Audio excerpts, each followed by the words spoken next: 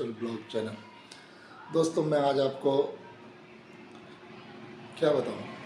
आज मैं personal life के बारे में आपको बताना चाहता हूं कि जब मैं दुनिया में पैदा हुआ, मेरी डेट ऑफ बर्थ है 13 मार्च 1968।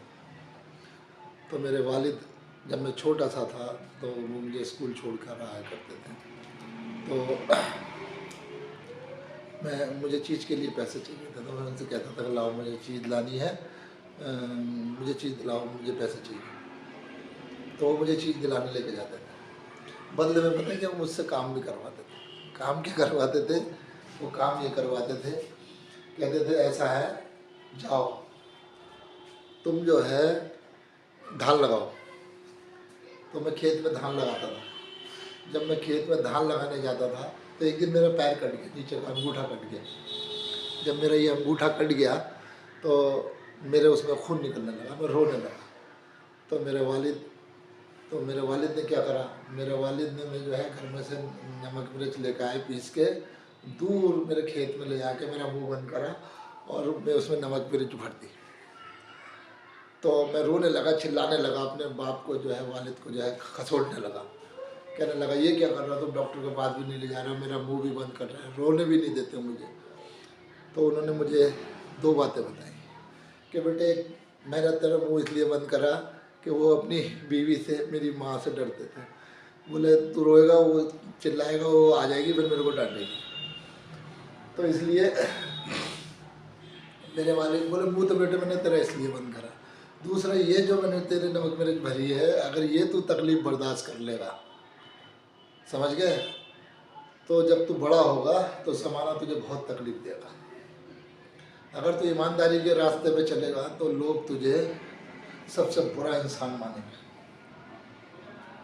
बेईमानों के साथ रहेगा तो तेरा कैरियर ख़त्म हो जाएगा, तेरी इज्जत ख़त्म हो जाएगी। जिस रास्ते से तू चलेगा वो रास्ता पूरी दुनिया को जोड़ता है। तुझे तय करना है अपनी मंजिल। तो मैं तुझे आज जो कटी हुई उसमें मैंने नमक मिर्च भरी, वो इसलिए भरी है ताकि ये तकलीफ़ बर्दाश्त कर ले तो समाज की तकलीफ़ भी तो बर्दाश्त कर लेगा जब जवानी में प्रवेश करेगा। क्योंकि उस टाइम आदमी को समाज में ऐसे रहता है जैसे 32 दांतों के बीच में ज़बान है। आप कड़वा बोलोगे दुनिया तुम्हें दुश्मन समझेगी, मीठा बोलोगे तो घोल के निगल लेगी। ना तुम्हें कड़वा बनना है और ना तुम्हें मीठा बनना है। समाज में सभी तरीके के लोग रहते हैं, लुच्चा, गुंडा, बेईमान, ईमानदार, चोर, उचक्के, सभी प्रकार के लोग रहते हैं, लेकिन आपने उन्हीं के बीच में रहना है और सबको डील करना। आप अपनी लाइफ जिए। तो उन्होंने ये कहा कि एक तो इससे ये तकलीफ़ तूने बर्दाश्त कर ली तो ज़माना जो तुझे तकलीफ़ देगा वो बर्दाश्त कर लेगा। तो दूसरी बात ये है कि तुझे टेटनस का इंजेक्शन लगाने की ज़रूरत नहीं पड़ेगी, क्योंकि तेरा टेटनस का इंजेक्शन वो नमक मिर्च, समझ गए। ये वालिद ने मुझे मेरी शिक्षा दी कि इस पे कायम रहना। दूसरी बात, 3 चीज़ें और बताई उन्होंने मुझे। एक, बच्चों से प्यार करना,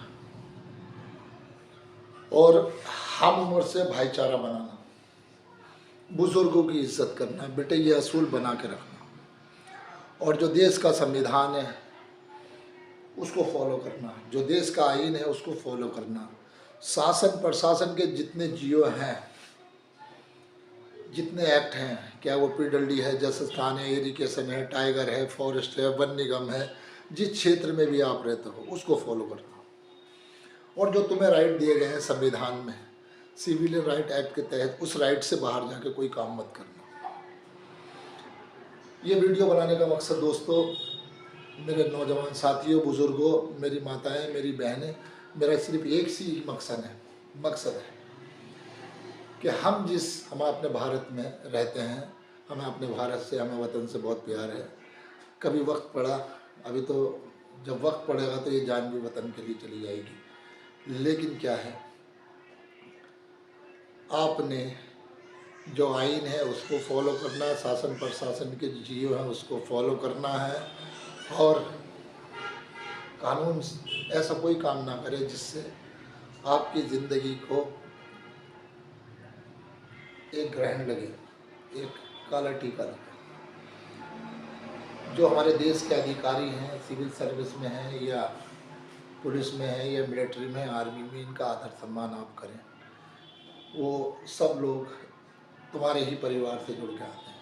हाँ, गलती हो जाती है, किसी से ये नहीं है कि एक मछली कहते हैं ना सारे तालाब को गंदा कर दी, मैं मानता हूँ, लेकिन आपने बड़े प्यार से, मिसाल के तौर पे आपने रामनगर, जिनका जहाँ का मैं रहने वाला हूँ, या कोतवाली है, आपकी कोई कोतवाली से संबंधित समस्या आप वहाँ पे तहरीर दें।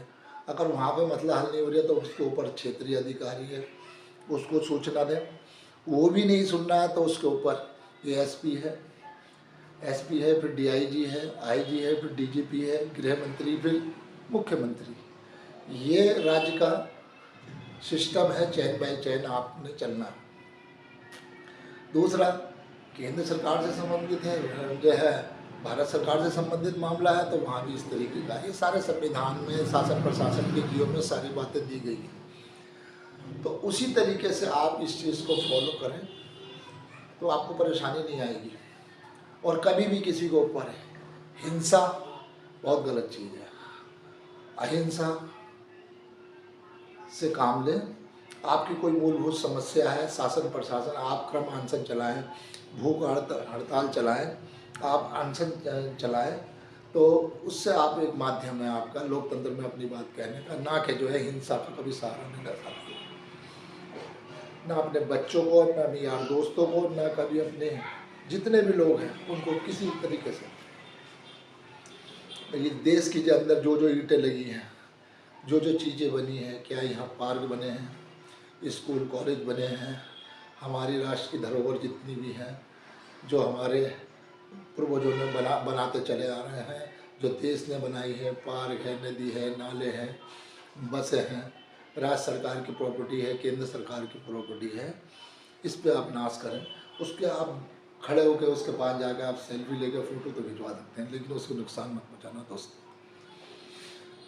मेरा सभी भाइयों से, दोस्तों से, बुज़ुर्गों से और ख़ास तौर से नौजवानों से कहने का सिर्फ एक ही मकसद है कि तुम, आने वाला तुम्हारा कल है।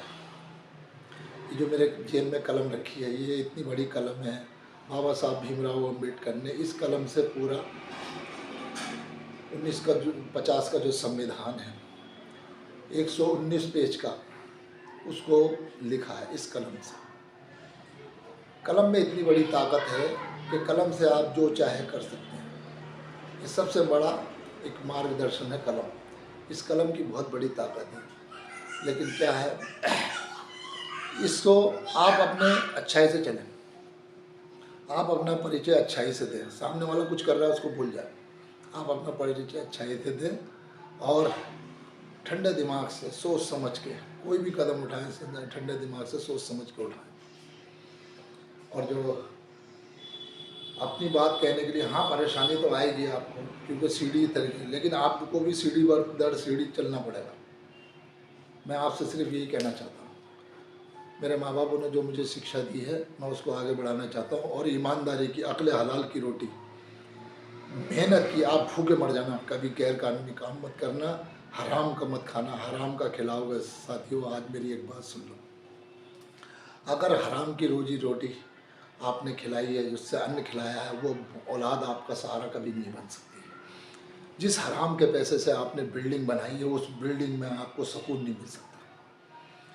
तुम्हारा परिवार तिड़ी बिड़ी हो जाएगा, मज़ा आएगा अक्ल हलाल की, मेहनत की कमाई में बरकत है, उसी को करना, वो आखिरत में भी काम आएगी, कब्र के अजाब से भी बचाएगी। मुसलमान को कब्र के अजाब से, और हिंदू को कहते हैं उनको स्वर्ग है, स्वर्ग नर्क, हमारे यहाँ जन्नत दोज़ख। इस चीज़ को फॉलो करना। और हमेशा हिंदू धर्म में कहते हैं कि भाग कर्मों से बनता बिगड़ता है। अगर आप कर्म सही रखेंगे, आपके मुंह में हर समय सरस्वती बैठी रहेगी, आप जो कहेंगे वो होगा। किसी को नाजायज़ सताना नहीं, तो पता होता क्या। और इस्लाम में कहते हैं, अल्लाह ताला कलाम पाक में फरमाता है कि तू मेरी बनाई हुई उम्मत पर तरस खाएगा तो मैं तुझ पर खाऊंगा। जब उसकी बनाई हुई हर चीज़ पे तुम तरस खाओगे, वो तुम्हारे ऊपर तरस खाएगा, तुम्हारे घर परिवार बहुत बढ़िया चलेगा, कोई परेशानी नहीं आएगी। ये बताने का मकसद क्या है कि हम जैसे रास्ते पे चल रहे हैं, हम गए, हमने कुत्ते को उठाया, पत्थर मार दिया, गाय के डंडा मार दिया है, गरीब को थप्पड़ मार दिया, मोटरसाइकिल से चलना है किसी गरीब को जो है साइकिल वाले को भी हाथ मार दिया, मतलब कुल मिलाकर हमने जो है जुल्म ज़्यादती कर लिया। तो एक बात मेरी आप कान खोल के सुन लें, मेरा बताने का मकसद ये है, ग्रंथों में, बाइबल में, गीता में, इंजील में, कुरान में एक ही मार्गदर्शन है, इसको मजाक में मत लो।